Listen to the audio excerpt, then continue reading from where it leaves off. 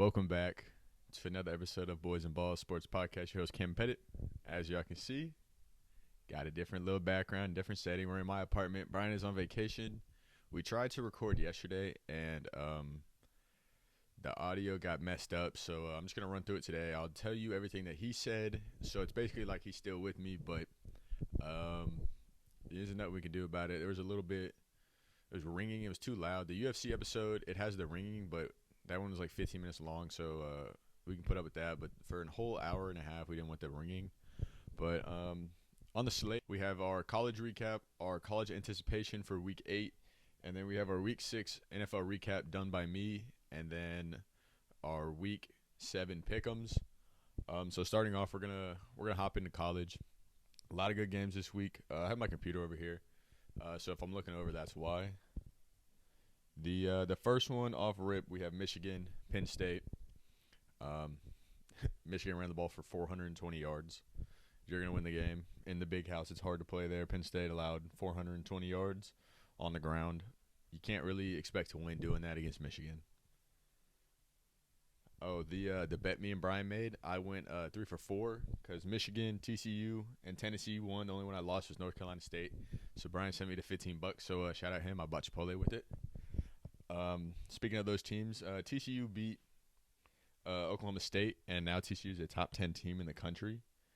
And it's really just a good game. Quentin Johnson, absolute dog. He's from Temple. He mossed me in 7-on-7. Absolutely disgraced my family. But he's doing that to D1 corner, so I don't feel too bad about it. The next game we have on the slate is Tennessee beating Alabama 52-49. God, what a game this was. I was at work. I worked 12:30 to 9, I believe, on Saturday, so I was there all day, and I didn't miss a single snap. I had this on the entire time. Felt like if you missed about 4 minutes, 3 scores ago, it was absolutely insane. Jahmyr Gibbs is looking really, really, really good, and Jalen Hyatt, 6 catches, 207 yards, 5 touchdowns. Absolute fire pick. I'll throw it on screen with Peyton Manning after the game. That was absolutely electric, and what a great game for a little 2:30 game Central Time. Like, wow, there's nothing better. Next on the slate, we had Kentucky dropping off Mississippi State. You know, they get Will Levis back, so you knew they were going to compete in that game. And with your starting quarterback, you know, you're going to fare well against a SEC opponent because you know them very well. And the late night game, we had Utah beat USC 43-42. What a game from quarterbacks. Caleb Williams threw for 5 touchdowns, ran, I think, for another 50 yards. And Cameron Rising had a little chip on his shoulder because of everything that Lincoln Riley did at Oklahoma when he was recruiting him. Threw for 415 yards, 2 touchdowns, but also ran for 3 touchdowns. So it was a great, great weekend for college football. And A&M didn't play. So they had a bye week, so you can't lose on a bye week, so that's good. And so Brian's thoughts about the Texas game, he said, you know, it was just a slow game all around, and I can agree. So he was saying that, you know, they did a decent job of bottling Bijan. You know, he had almost 30 carries, and they held him to less than 5 yards per carry, which is pretty damn good in college against an elite runner like that. And he said Quinn Ewers, you know, he did okay. He did what he had to do to win the game. And against Iowa State, you don't have to score a lot of points to win. So that is what it is. And now moving on to some Week 8 anticipations. Off rip at 11 a.m. Central Time, we have number 14 Syracuse coming off a win against North Carolina State, taking on number 5 Clemson in Death Valley. LSU's a real Death Valley. So this one, me and Brian both took Clemson. It's hard to bet against them right now. DJ's looking a whole hell of a lot better this year than he did last year. And, you know, quarterback play is so important in college football that they can carry people who aren't as good to be good. And DJ is playing elite right now. So, and plus, Will Shipley's the best white running back I've ever seen in my life. Moving on, we have number 20 Texas traveling to Stillwater to play Oklahoma State. Brian is super worried about this game because, as he's mentioned previously, it is impossible to play. He thinks it's the toughest environment there. He said rednecks beating paddles on the wall. So he thinks it's the toughest environment to play in all of college football. Probably the toughest in the Big 12, I would say, but in college football, probably not. But, it's going to be a tough game for both teams. And Oklahoma State's going to want to look to bounce back. And Texas, they're 5-2. They're looking to make a push, not necessarily for a top 4, but, a top 10 team at the end of the day. Give them some momentum going into next year. The next one we have is at 2:30, we have number 9 UCLA taking on number 10 Oregon. Brian was saying that he doesn't believe that either of these two teams are legitimately top 10 teams in the nation, but, they've won a lot. UCLA is undefeated. Oregon only lost one game, and it was to the number 1 team, Georgia, in week 1. So, if they keep winning and teams lose like USC, then obviously they're going to be top 10. But, this is a good game. I'm going to take Oregon, and I think Brian was taking UCLA. So we're a little split on that one, but, it is what it is. We have Mississippi State taking on Bama in Bama. Bama's going to bounce back. It's hard to see them losing 2 games in a row. I can't remember the last time it happened in my lifetime. But, Mississippi State's a good team. Will Rogers, if he comes out slinging it, they'll be pretty damn good. But, I don't know. Bama's just too good of a football team to lose 2 games in a row. And then last game of the slate, we have the 7 o'clock, number 17 Kansas State taking on now top 10 team TCU. So y'all know Brian does a little upset watch every week, and this was his upset this week. He said Kansas State, they match up well with TCU, and he doesn't think TCU coming into the year has been, that great of a team. But Brian was saying that just Adrian Martinez is going to be the difference in this game. If he does what he did against Oklahoma, then yeah, cool. They have a real good shot to beat TCU. But I think this game is gonna be a score fest, and I think TCU has the ability to score a lot more points than Kansas State does.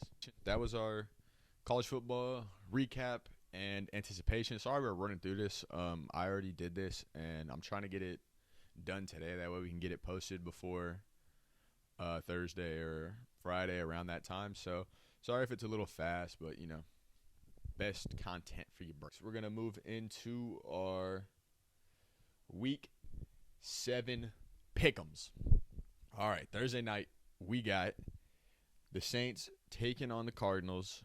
Both teams' injuries have really killed them. James Conner and Damian Williams might not be back. Benjamin could get another start. Rondell Moore's coming back, so that's good. But Hollywood Brown could have season-injuring surgery on his leg. There hasn't been reports yet, but it does look significant. He's definitely out this game. They do get D-Hop back, so that's a good bonus for them. But on the other side, Marshawn Lattimore, Jarvis, and MT are probably still going to be out. So Olave should be cleared for concussion protocol. So that gives them a little bit. And I don't know if Jameis is going to be back. So if it's the Andy Dalton show, expect Olave to get a lot of targets and expect a lot of Taysom Hill to mix in. Me and Brian both have the Cardinals. And it is what it is, but the Cardinals are a better team on paper. You need them to turn it around eventually, and I feel like this is the game they do. They're going to force D-Hop into that D-Hop role, and it'll be good for them. Next one, starting off the Sunday games, we got the Falcons taking on the Bengals. We're both going with the Bengals. The Bengals look so damn good right now. Even with the line struggles, they're looking like how they did last year. And if they can get Joe Mixon rolling and T. Higgins comes back from this ankle in about a couple weeks, then it's all ceiling up because Joe Burrow and Jamar Chase look good. They just absolutely thrashed the Saints, just them two. And the Falcons have been a good team, but you're not going to bet against the Bengals at home. The next one we got a little split. Brian's taking the Cowboys. I'm taking the Lions. Brian thought this was absolute insanity that I took the Lions. My thought process is Dax, if he's back, he's coming back first week back. He's going to have a little timing issue with the receivers, not going to be in sync. I know they've played for a long time, but, for the past 6 weeks, they've been playing with Cooper Rush and trying to adapt to him. So, it'll be interesting to see how he mixes in, and the Lions can score points. I know, as Brian mentioned plenty of times, the Cowboys are a top 3 defense, but the Eagles can score at any time. And Brian just thought it was crazy coming off the Pats shutout loss, but they came off a bye. They're fresh. Amon-Ra's fresh. Everyone is good, back to roll. I don't know about D Swift if he'll be back. If he's back, then I like it even more. If not, Jamal Williams is a serviceable backup. But yeah, we're a little split on that, and Brian thought I was crazy. Next, we have another split. I have the Titans at home beating the Colts. Brian has the Colts. He said he doesn't know why he picked this. He said it was just a gut instinct, so he went and picked it. And my reason is, the Titans already beat them on the road. It's a lot easier to play in division at home than it is on the road. And if they beat them on the road, they're going to beat them at home. JT's probably back, so that bodes well for the Colts. But I'm still taking the Titans. Next one, we got the Packers beating the Commanders. Both of us. It's hard to bet against guys like Tom Brady, Aaron Rodgers, Mahomes, Josh Allen, guys like that to lose back-to-back weeks. So we're going to bet with the Packers. I mean, they haven't looked great, but they're taking on Washington, who is now using a backup quarterback in Taylor Heineke. So, yeah, we're going to be betting with the Packers. And next one, we both have the Bucs beating the shit sticks of the goddamn Carolina Panthers. The only bright spot of the Carolina Panthers is they have Chris McCaffrey. That's quite literally the only positive thing about their organization right now. And we're not taking Tom Brady to lose to two terrible teams back-to-back weeks. Next one, I thought we would have a split, but we're both taking the Jags at home. The Giants, they're 5-1. They're looking good, but at some point they have to lose. You know what I'm saying? Like they've beat teams like the Ravens and the Packers, who they're not supposed to beat, and the Jacksonville Jaguars have a really stout run defense. That's the entire offense is on Barkley the ball and let him do whatever he wants to do. But against a stout Jacksonville run defense, it's going to be tough to do, and I see Trevor Lawrence absolutely slinging it this game. So moving on, we have another split. We got the Browns taking on the Ravens. I got the Ravens. Brian's got the Browns. This man, he loves to get burned by the Browns. Seems like every week he picks the Browns and they lose, and he does it every week. His thing, he said, I don't know, I just have an emotional connection because they, like the years of sorrow. That's why he loved the Lions. That's why he loves the Browns to bet on them, because of the years of sorrow. He wants to see those teams win, but I'm taking Lamar Jackson at home. And on the graphic for this next game, it says we both have the Raiders, but Brian actually switched it. I'm just not changing the graphic. So Brian has the Texans, and I have the Raiders. I think the Raiders are due. So I'm taking the Raiders. They're 1-4, but their 4 losses was they lost to the Chargers by 5, I believe. They lost to the Titans by 2, the Cardinals by 6 in overtime, and then they lost to the Chiefs by 1. So, they're due to get a win finally, and this is definitely the team to do it against. And Brian said the only reason he says Dameon Pierce runs for about 200 yards and the Texans win. I said that's a bold statement, but it could happen. The Raiders' rush defense isn't very good. But moving on, we got another split. We got the Jets taking on the Broncos in Mile High. I'm taking the Broncos. I feel like I'm obligated to, and Brian's taking the Jets. I understand. If Russ is out, I expect the Jets to win 100%. But that defense and Breece Hall is the only reason why they're winning. Zach Wilson has thrown the ball 18 times the last 2 games, and they're winning games because that defense is looking really, really good, and Breece Hall is a dog. So, number 1 running back in the class for a reason. Got a little split there. It could be, obvious that the Jets win if Russell Wilson is out with a hammy, but we shall see later in the week. Next one, we have the Seahawks traveling to LA to take on the Chargers. We both got the Chargers.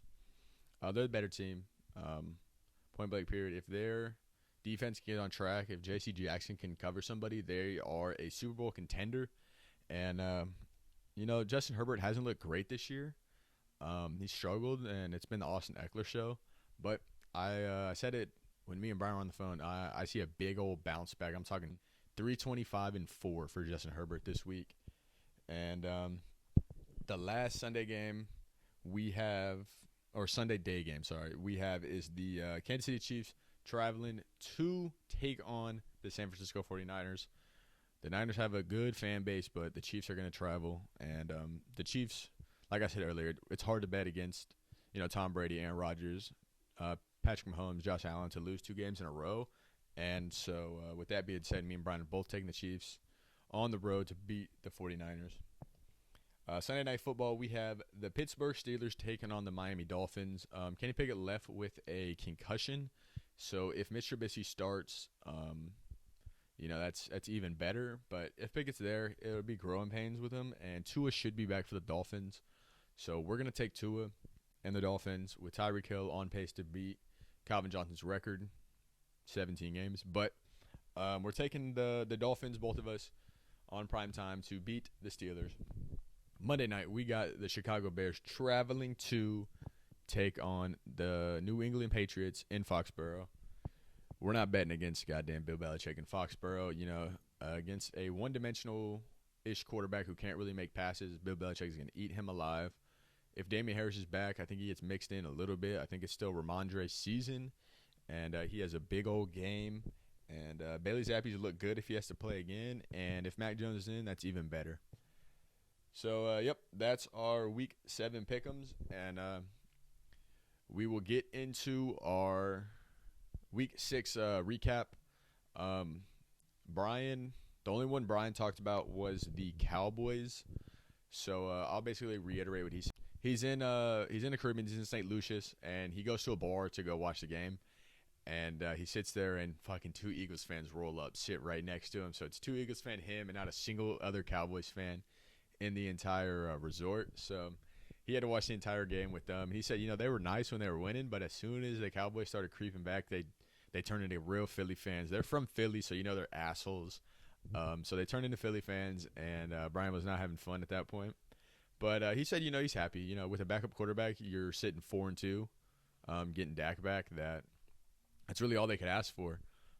So he said, the defense, it was hard to judge how good they were because Cooper Rush threw 3 picks. 2 of them were within their own territory. It's kind of hard to not let up points, but only giving up 26 points to the Eagles, who have a great offense, while being in negative territory for 3-4 times of the game is pretty good.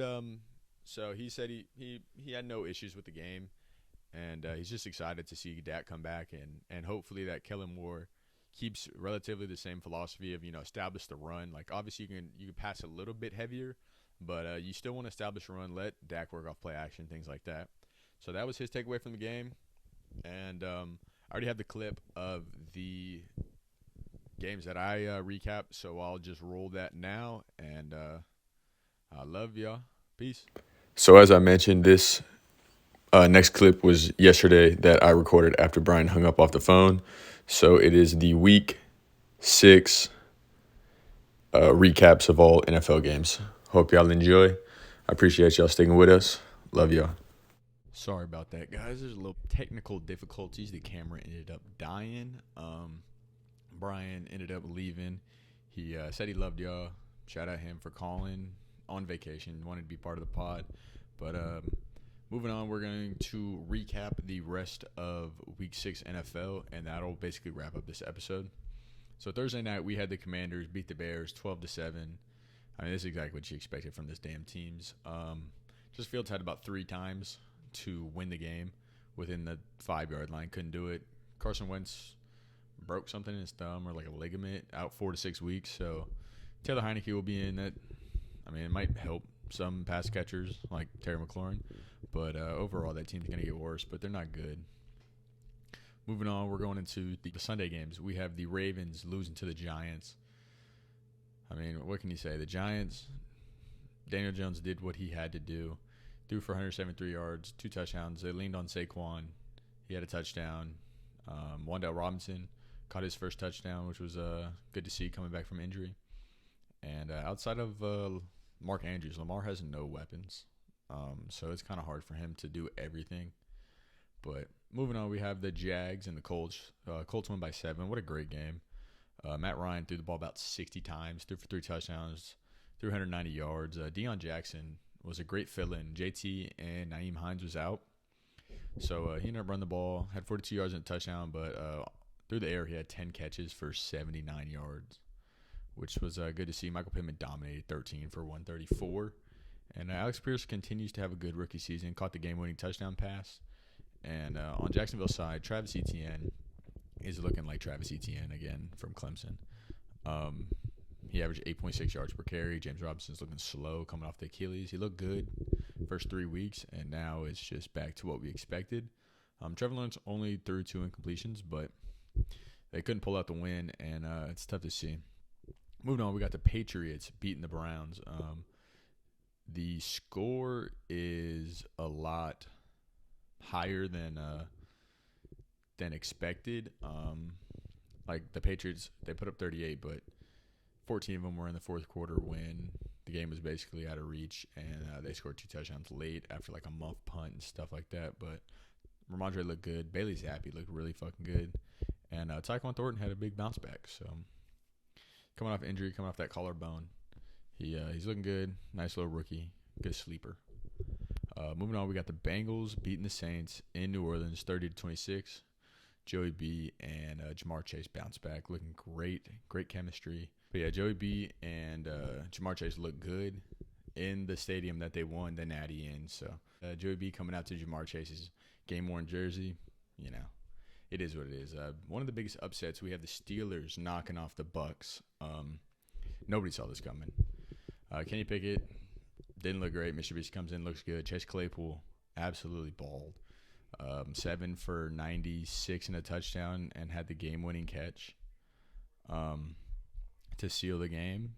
So on the flip side, Tom Brady looked bad, yelling at the linemen when, I don't know. Lenny didn't look good on the ground, but was pretty good through the air. And then Chris Godwin, 6 for 95, doing Chris Godwin things. Moving on, we have the 49ers drop into the Falcons. Absolute surprise. Falcons are looking good this year. Marcus Mariota went 13 for 14, 129, 2 touchdowns, ran for a touchdown. And the running back by committee with Caleb Huntley and Tyler Algier combined for over 100. And Kyle Pitts finally got his first touchdown on U.S. soil, so shout out to him. But on the flip side, Jimmy G, 2 picks, 2 touchdowns. But the 2 picks weren't really his fault. Jeff Wilson had 7 carries, 25 yards, fumbled, scoop and score, really swung the game. And then it was good to see, though, Ayuk had 8 catches, Kittle had 8 catches, and Debo had 7 catches. It was good to see all of them get involved. And Ayuk did have the 2 touchdowns. But it was good to see all of them get involved in the same game. Next, we have the Jets and the Packers. Holy hell, are the Jets actually for real? In a game where Zach Wilson completes 10 passes, they dominate. That defense is legit, and Breece Hall is so good. Aaron Rodgers looked bad. Less than 50% completions, less than 250 yards. Run game wasn't there, had to abandon it. Only bright side was Alan Lazard and Robert Tonyan looked pretty damn good. Moving on, we have the Vikings and Dolphins. Vikings end up winning. It's kind of a weird game. Dolphins, Tua was out. Scott Thompson did something to his finger. He left. Teddy Bridgewater came in, threw 2 touchdowns, 2 picks.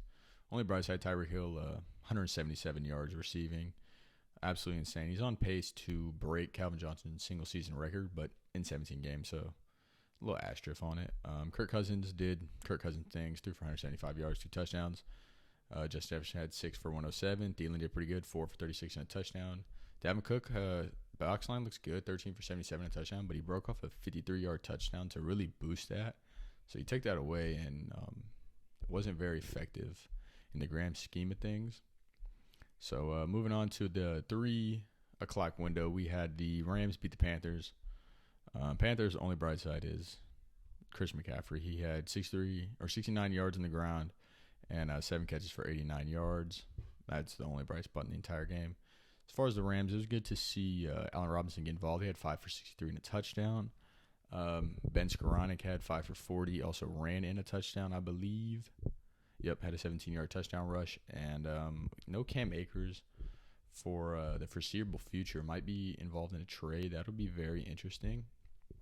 But, yeah, so Rams look shaky right now offensively. Matt Stafford threw another pick 6, so it's tough. Cardinals dropped to the Seahawks 9-19. Cardinals don't look good. Hollywood Brown might have a season-ending injury, and Kyler Murray just has not looked good at all. But on the flip side, Geno looked decent. You know, it wasn't like a Geno Smith that we've seen, but he did what he had to do. And Kenneth Walker, man, looked really, really, really good. And ended up getting the end zone from 11 yards out. He had some explosive runs. and he's looking really fucking good. Great runner coming out of Michigan State, and he's going to showcase that rest of the season. So probably the most anticipated game of the year.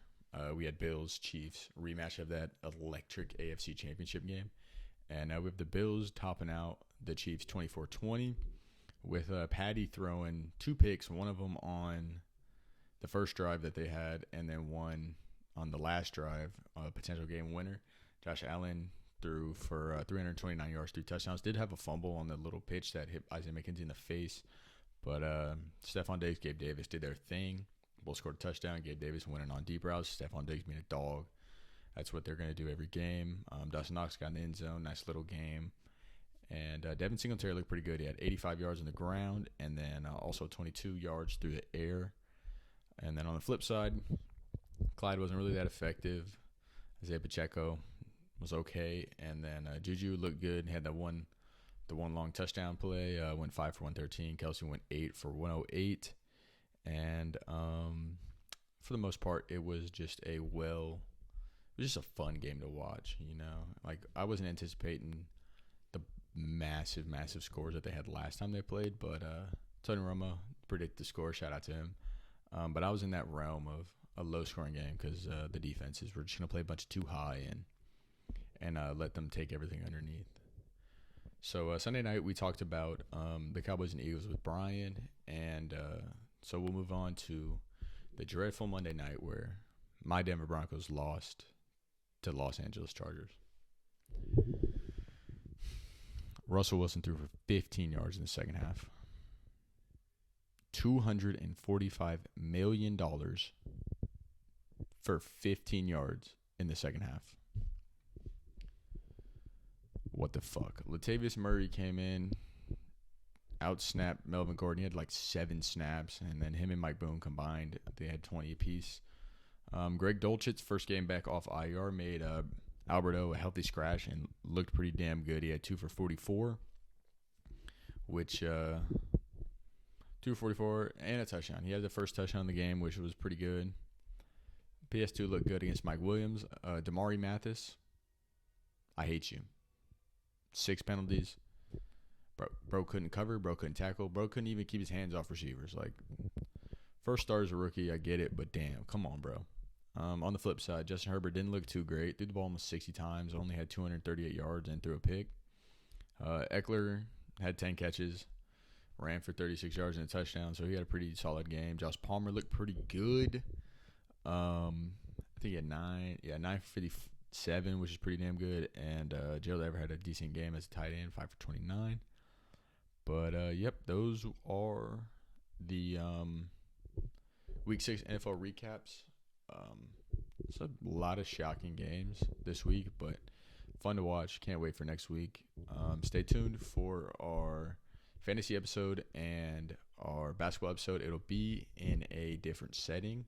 It'll be at my apartment, and hopefully y'all enjoyed. And again, sorry that we had to call Brian. He's on vacation, but he wanted to be a part of the podcast still. So shout out to him for calling on vacation. We love y'all. See y'all later. Peace.